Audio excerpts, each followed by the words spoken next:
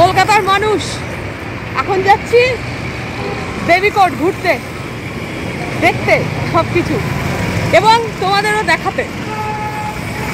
তো আমার সামনে এখন গাদিসার লেক এসে গেছে।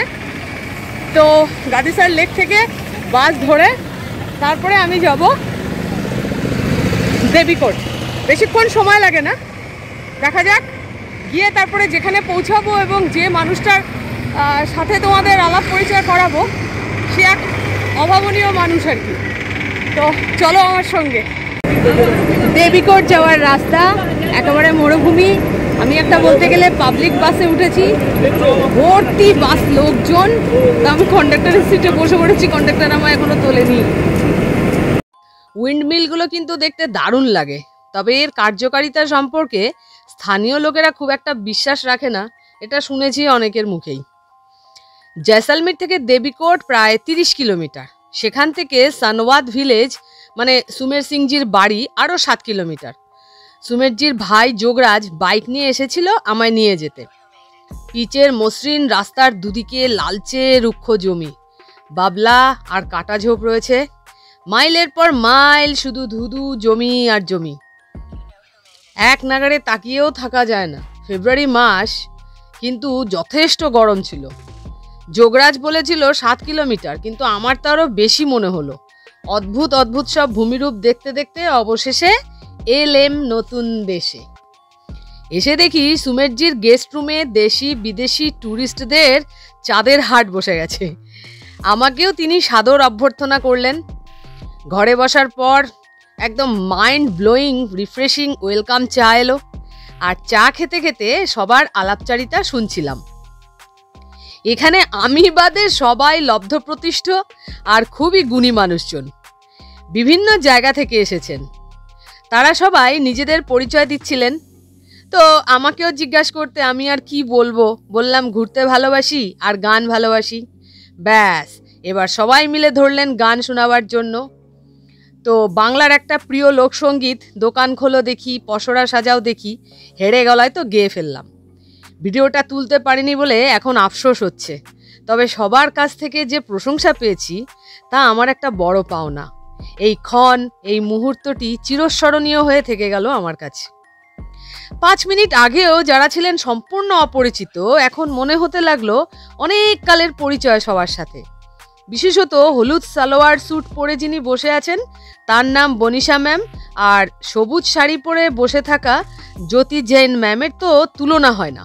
অসম্ভব ভালো মনের মানুষ তারা। বনিশা ম্যাম আমার বাংলা প্রসঙ্গে বিদেশি ট্যুরিস্টদের সামনে কি সুন্দরভাবে যে ব্যাখ্যা করলেন। So most of the Bengalis come to Jaisalmer because of Satyajit place, because Satyajit is like a god to those. So that is what she also mentioned, Sonar Killa. So I thought I should share this with you. Nice. So you have to look up.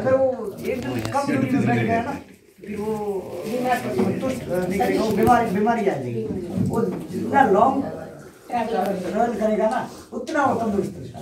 मैं इतना translate कर देती हूँ। Camel needs to walk at least 50 kilometers per day, otherwise it will not be able to survive. So that is what he is saying. It is very difficult to maintain a camel because you need to take care of his natural needs also.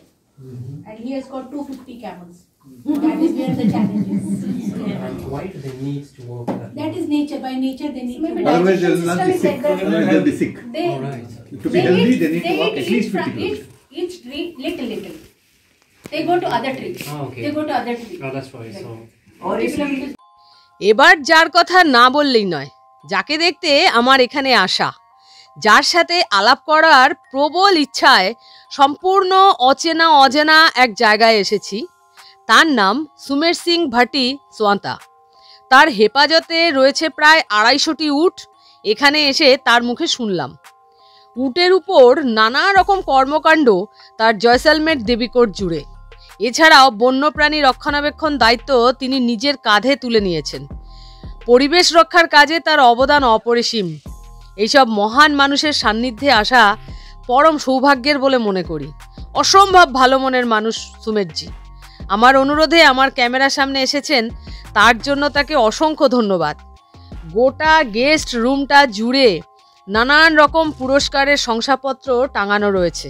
এখানে না এলে তার সম্পর্কে এত কিছু জানা অজানাই থেকে যেত। তো এরপরে এলো অথেন্টিক রাজস্থানি খাবার, বাজরার রুটি, সাংরি কি সবজি, কারি, ডাল। আমার পেট ভরা ছিল বলে আমি খাইনি, যদিও ওরা বারবার বলেছিলেন। কিন্তু যাই হোক, এদের খাওয়া দাওয়ার পরে আমি সুমিতজিকে একটু ক্যামেরায় ধরেছি।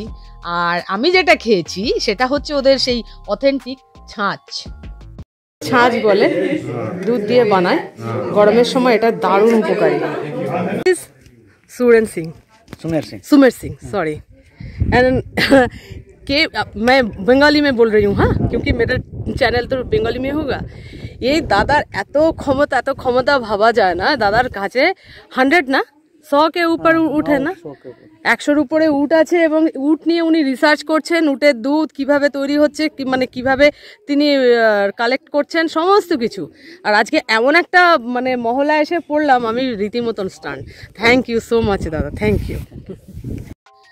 সকলে খাওয়া দাওয়া করছেন আর আমি বাইরে বেরিয়ে চারপাশটা একটু দেখছিলাম। ওই যে টেম্পো ট্রাভেলার যেটা দাঁড়িয়ে রয়েছে ওটাতে করেই ওনারা এসেছেন।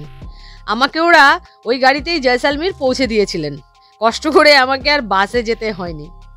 আর দূরে সুমেতজির বসত বাড়ি দেখা যাচ্ছে, ওখানে যাব, পরে যাব, ওখানে ওনার বাড়ি ঘর, আর সেটাও দেখাবো কীরকম। তো চারপাশটা একদম ধুধু মরুভূমি। আর এই হলো সুমেতজির গেস্ট হাউস, সুন্দর করে সাজিয়েছেন, আধুনিক সব ব্যবস্থা আছে।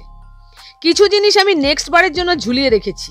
তার মধ্যে সুমের সিংজির বাড়ি অতিথি হয়ে তার কর্মকাণ্ড সচক্ষে দেখাটা, এটা তো রয়েছে। আর সুমেতজির বাড়ি যাওয়ার আগে একটা মজার জিনিস তোমাদের দেখাই, আমার মনে হয় ভালো লাগবে। কি নাম তোর? কি নাম? তুই আমায় দেখে একদম লাফাচ্ছিস। আর ওই দেখ আর একটা ওই দিক থেকে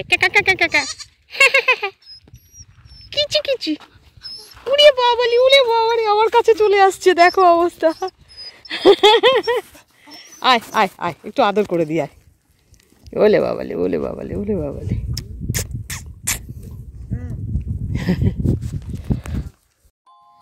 খাওয়া দাওয়া হলো, তারপরে অনেক গল্প হলো, হোয়াটসঅ্যাপ নাম্বার নেওয়া হলো, মানে আমার কাছ থেকে হোয়াটসঅ্যাপ নাম্বার ওনারা নিলেন, প্রচুর ছবি তোলা হলো।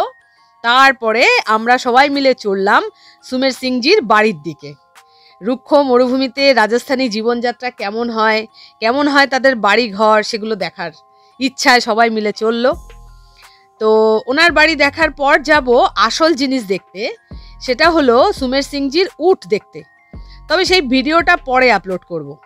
এখন এই ঝকঝকে তকতকে পরিষ্কার পরিচ্ছন্ন বাড়িটা দেখি, আর রাজস্থানী গোল ঝুপড়ি রান্নাঘরে ভাবিজির সাথে কথা বলতে বলতে বরং বিদায় নিই তোমাদের কাছ থেকে। টাটা।